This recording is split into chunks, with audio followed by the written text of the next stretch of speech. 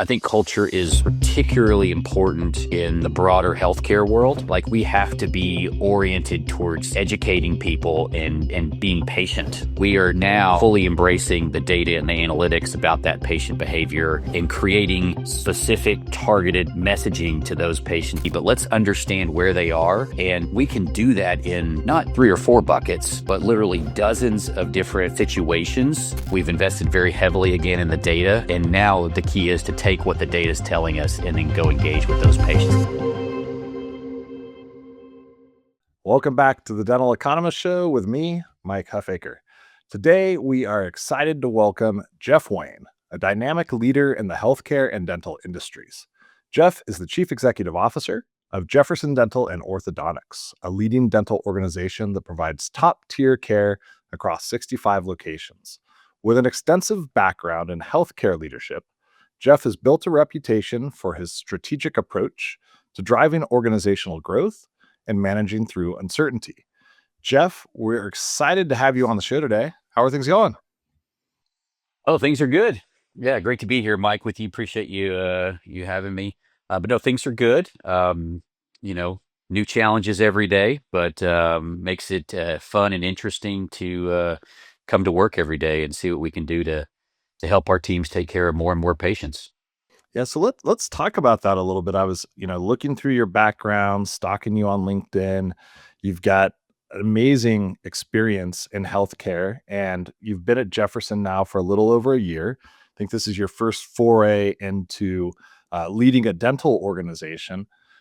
How's that been in comparison to some of your past experiences? Has there been anything that's been particularly surprising or new challenges that were unexpected?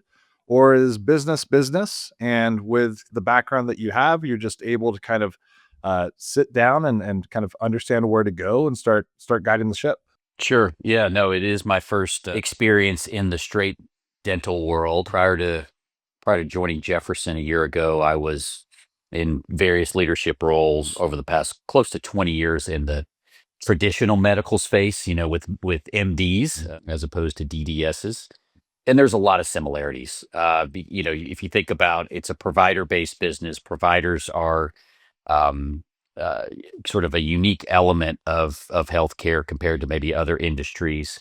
Um, and the reality of it is you don't have much of an organization without them, right? So like that is very similar, right? No matter, and then a multi-site business, requires sort of that understanding of the multi-site dispersed dynamics, and how do you create positive change? How do you create culture across that where, when you go to work, all 1,000 plus people that are on your team aren't in the same building.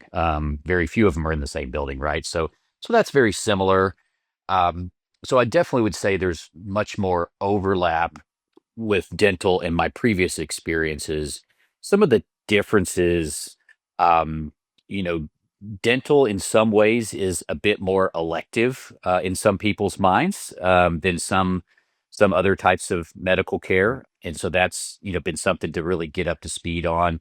Um, and while dental insurance is a thing and it exists, it is not nearly as helpful, I would say, as traditional medical insurance for medical doctor type of coverage. And so, there's a higher component here than what I've experienced in other businesses where patient out of pocket can be significant here, and much more cost sharing, if you will, with the dental insurance. Um, and so that's been a unique element of it. And I think particularly for our patient demographic, it's been a challenging time for the past couple of years with inflation and higher interest rates. So we've really noticed that in sort of patient behavior. So how do we help them overcome those barriers and prioritize their oral health care, which, I think as we all know, is much more than just your mouth, right? It affects your entire body, your oral health care does. But a lot of people don't know that and appreciate it. And so, it's a big difference in that regard, but it's been good. It's been fun. And, thankfully I've got a really good team here, brought in some additional experienced management team members from other dental organizations. So I feel like we've got a great team, and I'm I'm the guy that's asking all the silly questions in the meetings about, what does that term mean or this term mean? I think I'm about there, but it's been a little bit of a learning curve, but it's been great and I really enjoy it. No, I think there's a pretty steep learning curve entering into dental. At least your background is from healthcare. When I joined Planet DDS, 5.5 years ago, I came from restaurant and hospitality, so everything was new in dental, and even the production instead of revenue, and like caries instead of cavities, and like all the terminology. So it can be a lot to digest. Speaking of asking all the questions and getting to know people and having a great team, last week we did another stop on our kind of AI and dentistry tour, and had an opportunity to have dinner with Andrew on your team. He was mentioning that, when you came on board, you had different members of the team kind of go through a AI type of podcast interview experience. Can you explain a little bit about, where you got this concept from, why you decided to do that, and what the benefit was? Sure. Um, so, I guess fortunately for me, a friend of mine that I'd call him a distant friend that I went to graduate school with, started this podcasting organization, and he and I were catching up, and he mentioned it. But this organization is really about creating community within larger organizations, and that's what it sounded very interesting to me. Number one, because we've gone through a period of significant change here with some new team members, bringing them on board, but then we also operate in our, 60 plus locations across the state of Texas, and we have 1,000 employees out there, right? And I don't know all of them by name. They don't know much about me. They don't see me every day. They don't see the rest of the management team. So the thought was, can we provide I call it a modern way to communicate with our team and just help them to know, who others are that maybe they see the names behind the emails, right? And they maybe have seen people's names on an org chart.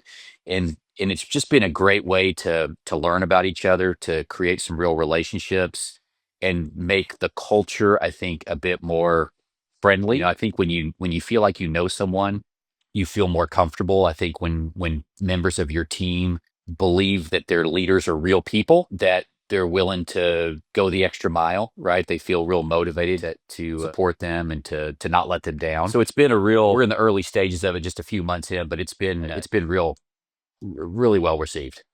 Very cool. And can you explain a little, like, how does it work? Are you being interviewed with an AI kind of bot that asks questions that then turns it into like a question and answer sort of scenario, that anybody within the organization that's like, hey, I want to know more about Jeff. Let me click on this, and they get a better understanding. What is kind of the framework or structure of it? Sure. So we curated, call it, the initial 5 to 6 questions. And it was basically those are the starting points. And so the AI bot would take those, and it was what you would think, like, tell us about your background, tell us about your personal life. What are the experiences in your professional career that you're most proud of or where you learned the most, right? So we had 5 or 6 of those. And then the AI bot will ask those questions, will take all of your answer, and then based on what you answer, we'll ask secondary and tertiary questions off of it. Which was pretty interesting to see what it would come up with. And it wasn't perfect, right? Sometimes it would ask you about something, but it was 95% accurate. So you go through and answer the questions, and then they would review it and make sure that it was kind of cleaned up. And then, the team members that were recorded got to listen to it and make sure it's what they wanted published in front of other people. It came across the way they wanted to. And then you end up with about a 8 to 10 minute podcast. I think what I've encouraged the team to do is, on your way to work or on your way home, right? Listen to one or two. And most people have a decent commute, and it's just kind of a nice way to connect with people at your convenience. Yeah, yeah. No, I really like the idea. But the communication, getting to know people across a broad organization is always a challenge. Let me ask you, from your perspective, what does culture in an organization mean, and how important is it? Yeah, well, I think I'll start with the second. How important it is. I think it's absolutely critical. And you know, probably most people would say it's critical. I think what really matters is, what does the organization do to support it and to sort of live it out on a daily basis. Um, I think culture is particularly important in the broader healthcare world, because we have so many members of our team that, they really are doing this because they love to take care of people, right? There is that sort of servant element of what they're doing. And I think that aligns very well with a sort of a mission oriented culture, which is what we talk about here. So I think it's paramount, again, in the healthcare space, and it's paramount in a dispersed or multi-site healthcare space where, again, not everybody is coming together every day. So again, big believer in culture. I believe that I, as the CEO, am, you know, sort of uh, the one who needs to make sure that culture is front and center. And that has lots of different ways of manifesting itself. Part of it is, how do I talk to people? How do I communicate with the broader organization? Um, how transparent I am, right, about what it is we're challenged with? Because every organization has challenges, and I think that transparency is incredibly important. And what is culture here at Jefferson? It does start with our mission. We are very mission oriented. Many of our patients, the vast majority of them, prior to coming to us, have not received routine dental care. So, whereas probably many people listening to this podcast would say, yeah, of course, you go to the hygienist every 6 months. And, assuming that you're doing that, uh, everything else is on cruise control. And every once in a while, you may have a cavity or, something like that. Um, but many of our patients do not do that. They have not been to the dentist for years, and so they often come to us in pain. They often come to us with an extensive amount of needs, and so our mission along that lines is to, be there for them, be respectful to them, certainly not judge them, help them to understand the best way to get this care in the most impactful way for their money, um, which is, probably more important now than it's ever been, at least in recent memory. So it starts with our mission, and then it sort of filters down in the way that we talk to our teams and the way that we guide them on the activities that we want them to do every day, and the way that we want them to treat everybody that walks in the door and their coworkers as if, the proverbial as a member of their own family, right? Like we really believe in that. And so culture is really part of everything that we do. And again, as I mentioned, it I think it starts with me. I believe in uh, a lot of communication. Not, you mentioned the podcast, but I make sure that I am. It's hard to be out in 60 plus locations on a regular basis. I probably don't do as much of that as I should. But I do, meet with groups of people from my team on a regular basis, talk to them and encourage them to talk to their teams the same way, right? Like, let's talk about our challenges, let's talk about our opportunities. Um, and I send out, email sort of company updates once a month that talks about, what's going on around the organization. And I try to call out individuals that have kind of gone above and beyond, sort of star employees, if you will. And then in my monthly leadership meetings, which is sort of middle level managers and above, I turn the floor over to them and ask them to recognize others on the team and call it success sharing. And after you go through that the first time and people get comfortable, right? It's like we get to that part of the meeting now, and I don't even say anything. People just start going, and it's wonderful to get off of a call and have all these people that are praising each other legitimately. I think that goes a long way towards building that culture as well. It's just, people recognizing they're making a difference in the organization, and they're being recognized for it. You mentioned earlier the at least perception by some people of the elective nature of dental. and the fact that there is still a huge percentage of the population that is not regularly visiting the dentist. When you look at the organization and you're a mission driven organization seeking to help those that, maybe oftentimes haven't been to the dentist before, and you're thinking about, how do we continue to grow and expand? And you have the options of, well, ensuring that patients that come in are having their needs taken care of to the best of your ability and to the best of their financial ability, but also this kind of pool of new patients that maybe has never been to the dentist. Like, what are the different growth levers from your perspective to ensure that you stay mission driven, but and that you're meeting the needs of your communities, but that you're also meeting the needs of the business? Yeah, it's a great question, and as you might imagine, it's something that we think of as almost a challenge that will always be there, right? And it's just something that we have to evolve a little bit, and just make continual improvement on. So, on the new on the new patients, um, we spend a lot of time trying to understand what brings new patients to Jefferson, and how do we stack up compared to our competitors, which oftentimes our competitors for these new patients is just not going to the dentist. That's the Sure. Yep. competitor, right? Yes. It's actually Yeah. not Yeah.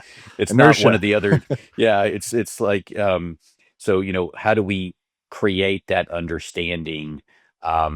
Oftentimes, create the understanding is the importance of oral health. Oftentimes, what we see drives a lot of interest from new patients is, um, not surprisingly, probably like is doing some sort of a promotion, where they can, potentially do something to their oral health that they wouldn't have been able to afford before. That's obviously more on the elective side, but that tends to bring people in. And then we've invested very heavily in technology at Jefferson, which was quite frankly a real pleasant surprise for me when I joined. So, we've embraced AI technology, for this for scanning and sort of the, looking at, educating the patient on here's what's going on in your mouth, right? And I think when patients see that, and that they have real areas of decay and they have real areas of risk. And then you talk about like, okay, if you don't start to address this now, you're not going to have any teeth. I mean, that's just in many cases what's going to happen. But that starts with our culture, right? Like we have to be oriented towards educating people and being patient and sort of understanding that, they're not going to do everything at once. It's a matter of we want to get them comfortable that we're a no judgment zone, and that when they come back and hopefully bring their friends and family, that everybody's going to get a great experience. So that's how we think about the new patients, and I think, really harnessing, the new patient volume to help drive the growth in the business is important. But to be honest with you, like we can't just look at it and say everything comes down to whether or not we're getting new patient volume in the door every day. So then you get back to the returning patients or those that are lost to follow up. And, thankfully, Jefferson's been around for a long time. This is our 58th year in existence. Obviously, gone through many different phases, but we have a lot of patients that have awareness about us. And for whatever reason, some of them haven't come back. Right. And so we are now, fully embracing the data and the analytics about that patient behavior and creating specific targeted messaging to those patients that, you know, maybe they came in as a new patient and they came in for a year and then stopped coming. Right. Like, let's understand what's happening with them. Is it they had a bad experience with the team? Okay. Did they have a bad experience with the dentist? They couldn't afford it, right? Like, whatever it may be, but let's understand where they are.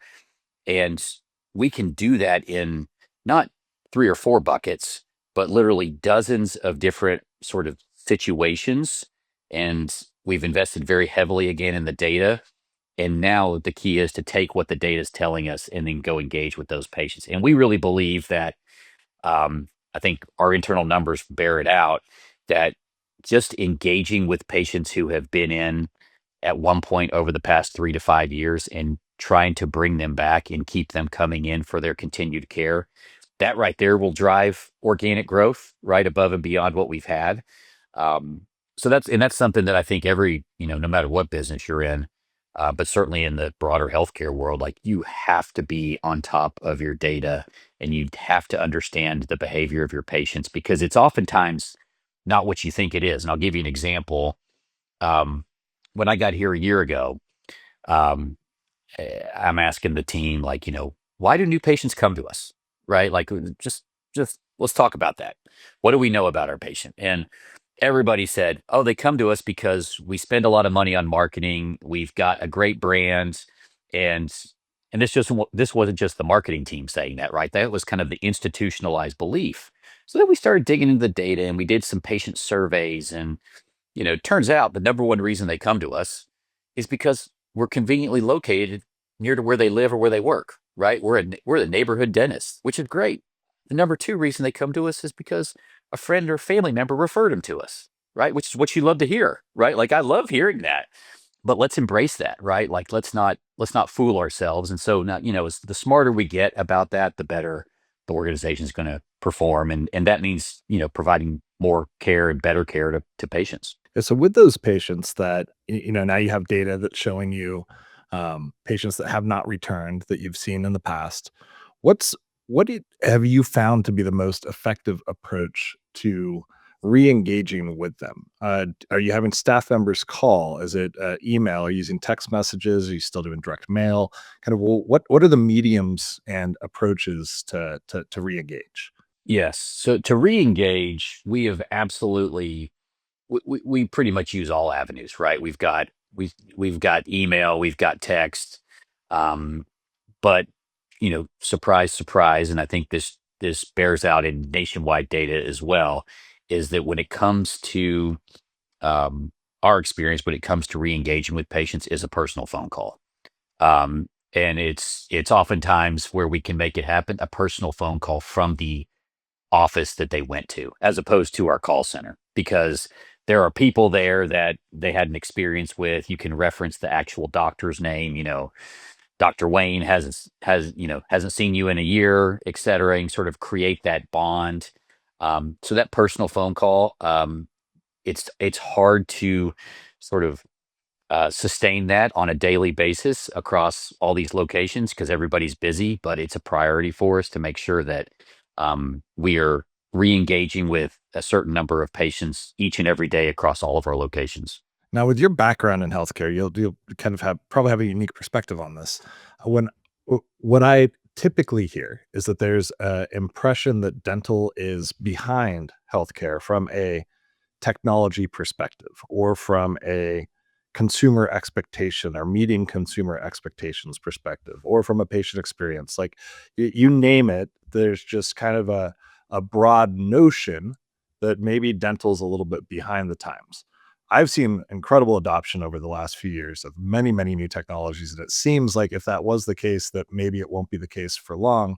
But I'd be curious from your perspective, since you've kind of seen all of it, how you would rank where dental is in general as an industry from a technology adoption perspective. Yeah, I got to say, Mike, and I've heard that from a lot of people since I've been here. I would argue that it's not anywhere close to as behind as what some people may think. And to your point, it's probably the last several years. There's been a wave. It feels like of technological advances. But I would argue that, like in traditional medical healthcare, like they're in many cases further behind than dental. Okay, I mean, I really think they are, and I hear from dental students as we're going around talking to them that they're thirsty for technology. They really understand the value of it, and so I think a lot of progress, it would appear, has been made in the dental space. I'm involved in some other medical healthcare companies, sort of, just sort of on the side. And I can tell you, like, much slower um, compared to what I've seen, at least on the Jefferson and the more broadly the DSO space, in the adoption of technology. So I'd say for those who maybe haven't been on the traditional healthcare side, Like it's actually dental's in a better spot than probably most people think it is. And I think it's only going to get better because I mean, and I think that's you know, it is very interesting if you think about where technology, where at some point artificial intelligence, and what it will be able to do specifically in dental. Um, I think it's gonna turn a lot of sort of elements of dental practices kind of on their heads, but in a positive way. I think the number one concern that probably all of us have that are running companies in this space is like when is the right time to make that commitment? Because you're oftentimes talking about really important pieces of your organization, whether it be how you engage with the patient, how you process claims through revenue cycle, which obviously, if you've got a glitch there and you've turned it over to bots, like it could cost you a lot of money. Um, but that we're getting very close. And I kind of take the approach of I don't want to be the first mover. I want to be the second mover and just make sure somebody else has beta tested this. But it's coming and it's coming very fast. Yeah, I agree. I think a lot of the perception might have to do with insurance and with the fact that dental insurance is, some people would say not really an insurance when compared to what you get in the healthcare field. And so when you have people that come from healthcare, the other side, and they see how things operate in dental, there might be this perception that it's behind technologically, but it's really more of just a kind of foundational structure difference versus being behind from a technology perspective. And I think there's a lot of people that are trying to close that gap. I think once the RCM piece gets closed, there will be less of that perception as well. Because from a patient experience, patient tools, the AI things that are out there, there certainly is a lot of new tech. You mentioned radiographic AI, and I think that seems to have been the hottest kind of product that hit the market over the past 2 or 3 years. It seems inevitable that everybody's gonna use it at some point, and one of the things that you said that I think was really important was it's about education. When those companies were first pitching their product, it was like increased case acceptance, and you're gonna do more crowns, and you're gonna have this, and you're gonna have that. All of that's a byproduct of having a patient sitting with a doctor that trusts the doctor, and it builds that credibility in that moment. Um, did you see, or across your organization as you're using it, is there broad buy-in now for that technology at this point? Does everybody see the value in it, or there's still kind of holdouts that are like, this is not for me? Kind of what's your perspective on where that's at from a first mover, second mover, crossing the chasm Yep. perspective? Yeah. Yeah. So I think, where we sit today within Jefferson, I would say we have um, really don't have any holdouts anymore. Okay. It's not to say that we didn't have them at the beginning, which sort of predated me. Um, but I think the doctors and the teams see the value of it because, we had a concerted effort um, to have these tools utilized with as many patients as possible where it was relevant, of course, and shared sort of the learnings from that and shared some of the feedback from the patients. And I think that's ultimately what got us sort of over the hump is that, I think, again, if you can show that it matters to the patient, and that education piece that you referenced, it goes a long way towards the doctors sort of maybe evolving their holdout thinking for those that did. The second piece of it was, and maybe this was actually the primary driver is we had a champion in our chief dental officer, and she was just phenomenal in educating the rest of the dentists and taking the time to overcome any of the challenges or barriers or concerns that they had. So, between having a champion and just sharing the value that came from the patients buying into this, it's made a big difference. What are some of the things that make you bullish about the dental industry? And maybe what are some headwinds that you see that create challenges that make it difficult to continue to grow? Yeah. So I think bullish. I think I was not here prior to the pandemic, but pretty much everybody I've spoken to said that, you can kind of look back in time and say the pandemic happened and then sort of the dental industry broadly, right, was off on a slightly different trajectory as patient behavior changed. Inflation hit the business side, right, on particularly on personnel. Um, but I am bullish because it's like most other pieces of healthcare, right? Like this is a service that is needed. It's not going away. Um, by and large, we don't have enough providers to meet the demand. Um, we're still a growing country population wise. Um, we'll see how that all plays out with some of the changes there demographically. But I think that I'm bullish about that, and I think what I'm probably the most bullish about is I do believe that we will go back to um, a mindset that was within the patients pre-pandemic that you this needs to be part of your normal routine. You do need to go to the dentist, right, multiple times a year, and I think we're going to get back to that. You've seen those numbers dip, but I think it will come back. I think it's kind of like, you know, everybody said that nobody was ever going to go back to the office anymore, right? And that commercial real estate was dead, and now you see the pendulum kind of swinging back a little bit. I think it takes longer to swing across hundreds of millions of people, but I think it will happen. So I'm bullish from that perspective. And then I think if you look at technology and sort of the opportunities there to increase efficiencies, to increase the patient engagement and experience overall, I think that there's a really bright future in the dental industry. Headwinds.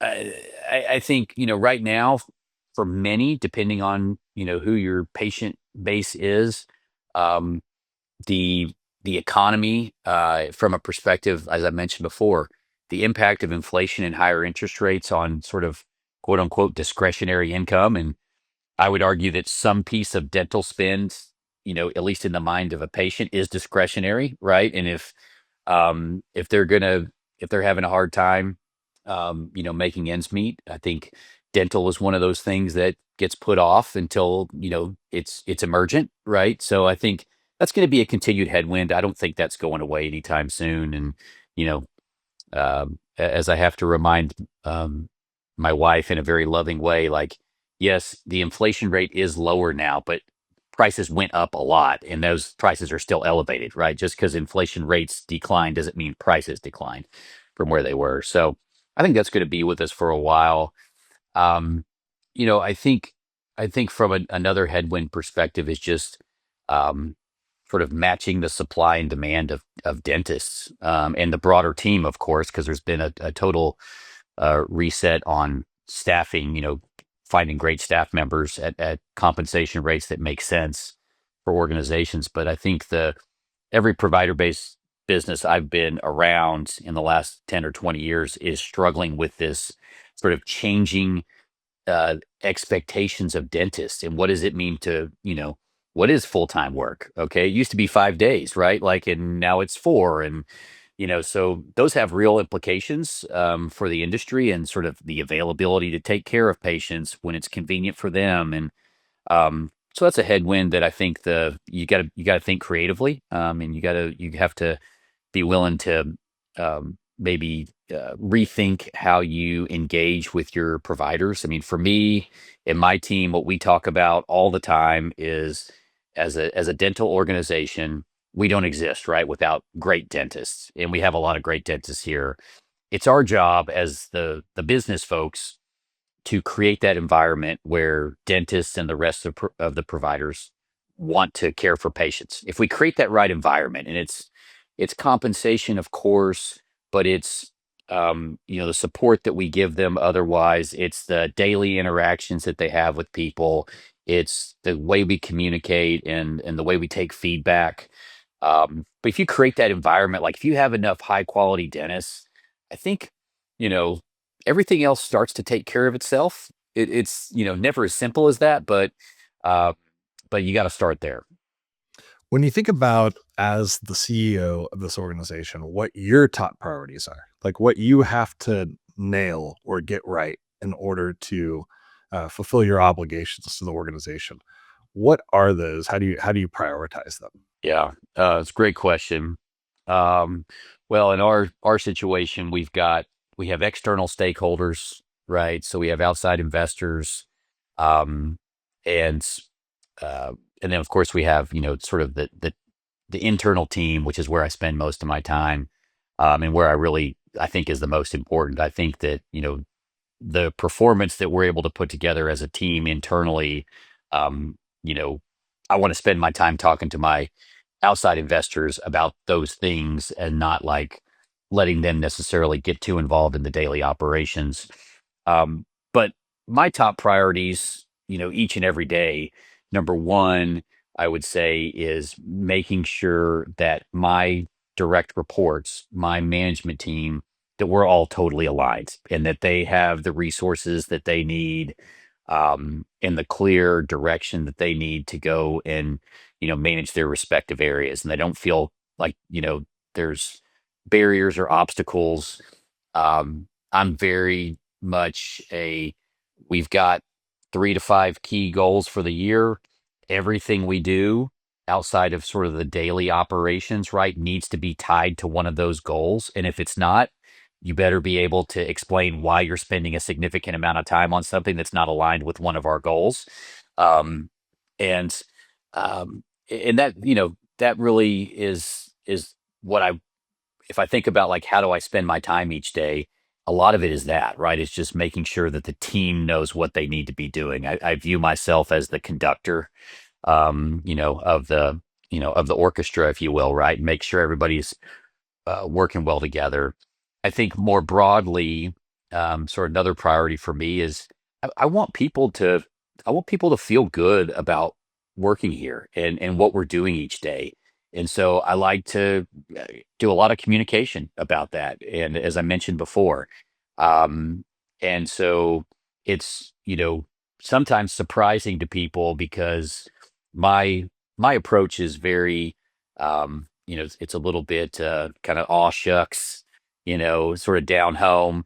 What you see is what you get. But I want to make sure that people know what's going on. And that involves also like everybody in our organization needs to know the direction that we're going in and why we're going there and how their role plays into meeting the broader goals. And that's one of the reasons that I think I was, 20 years ago, drawn to healthcare in general was not as a practitioner or a provider, but I was like, if I can be a part of organizations that are helping people, and you can harness that desire to help others with your team, um, and also have a great business to go along with it. It's way better than just working in another industry that's about making more money all the time and not really doing anything good for humanity along the way. And so I guess this is kind of my way um, of doing that. And so so anyway, that's kind of the way I think about my top priorities.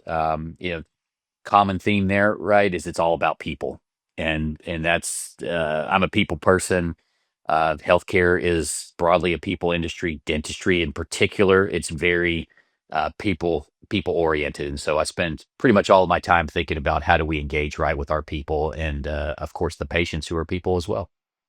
I hear from quite a few leaders about the importance of prioritization, something that we talk about in our organization as well.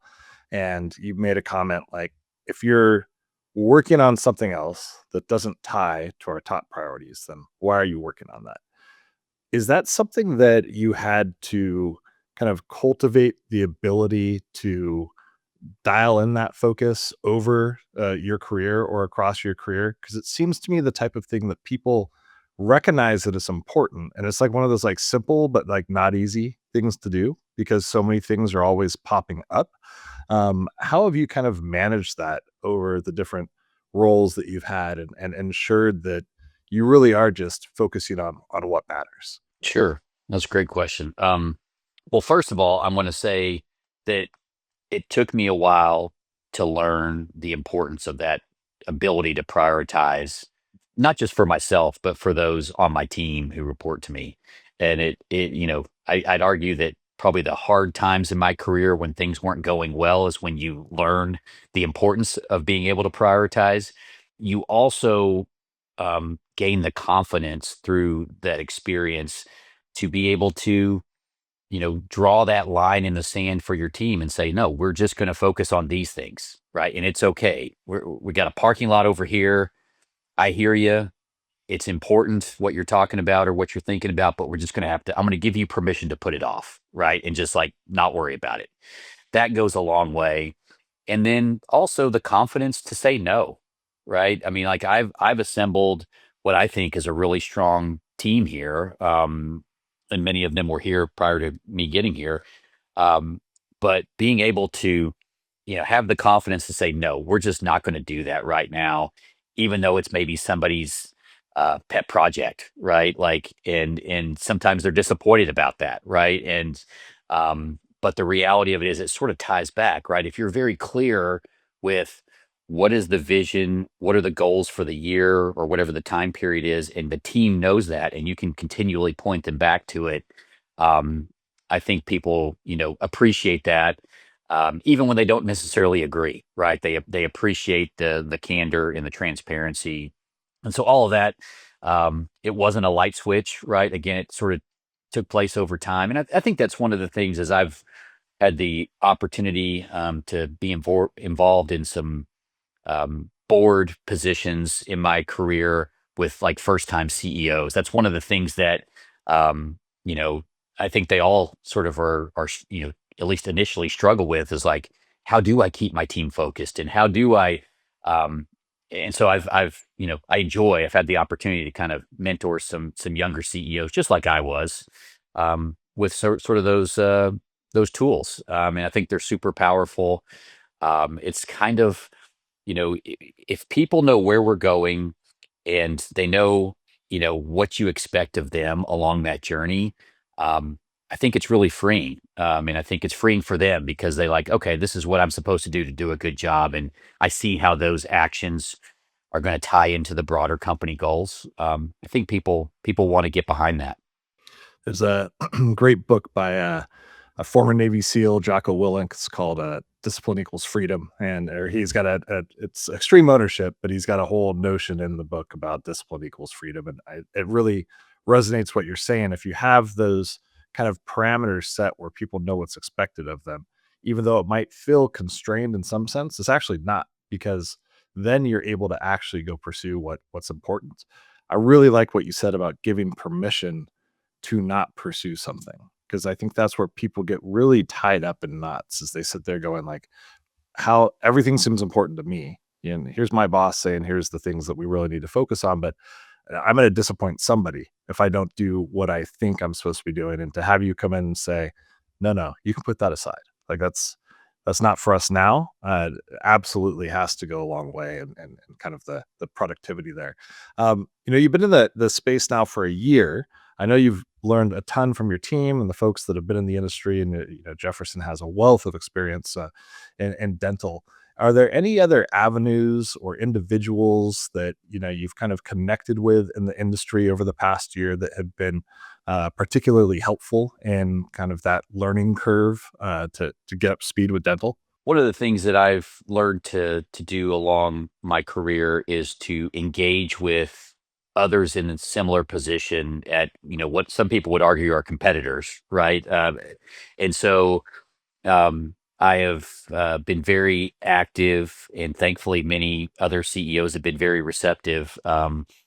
In me reaching out to them and forming relationships and just kind of sometimes commiserating, right? But also just, sharing best practices.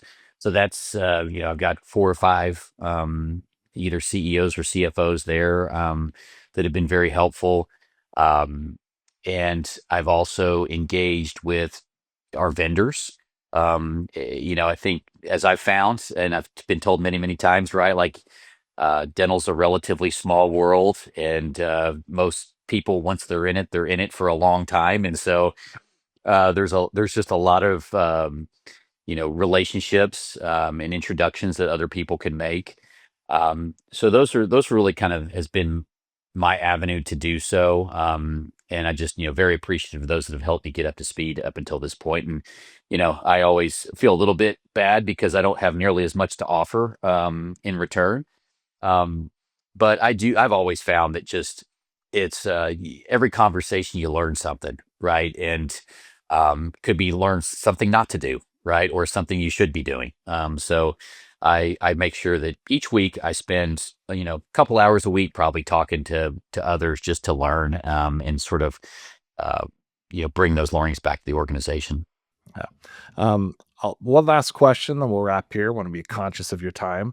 What are you most excited about kind of heading into 2025 here? Any new initiatives, projects, just anything in general that, really has you looking forward to what's to come?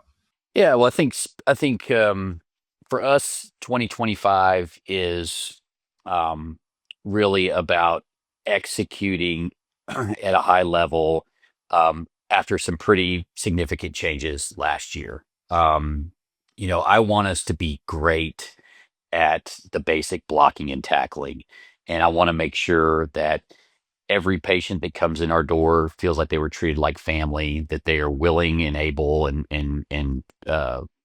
to refer their friends and family to us. That's like turning our patients into our number one marketers is something that we're all about. And I think we're just now starting to see the benefits of that. We've also, um, I would say, put out a very clear set of goals for each of our offices as to what success looks like, and then given them what we think are the right tools to be able to reach those levels of success. And I'm excited to see how that sort of occurs over the course of the year, because honestly, like we were kind of missing that, and there was a bit of a disconnect, at least over the last couple of years compared to the way it was previously. So I think our teams are going to do a great job on that front. We also have some pretty exciting initiatives on the specialty front. We're primarily general dentistry and hygiene. We do some orthodontics, as is in the name, but there's some other specialties that we really haven't done much of, and I think that in certain pockets of the organization makes sense. So, oral surgery and the likes, the standard things, and we're gonna be standing some of those things up as well. Um, we're also, of course, we've got probably some pilots that we're going to do with some AI bots, as it relates to the patient experience and see what that looks like. And then also explore similar for the revenue cycle, which I think, um, could be. I don't know if I'd call them game changers yet, but they could certainly be incrementally valuable to the organization. So we've got a lot of just basic execution plus some test and learns on the margin. Jeff, thank you so much for joining the show today. Really, really appreciated the conversation. It was great to have you on. Thanks, Mike. The Dental Economist Show is brought to you by Planet DDS. To find out more about how cloud-based dental software by Planet DDS helps unleash dentists and their staff to focus on patient care, visit www.planetdds.com. Stay tuned for upcoming episodes by following wherever you listen to podcasts. Thanks for listening.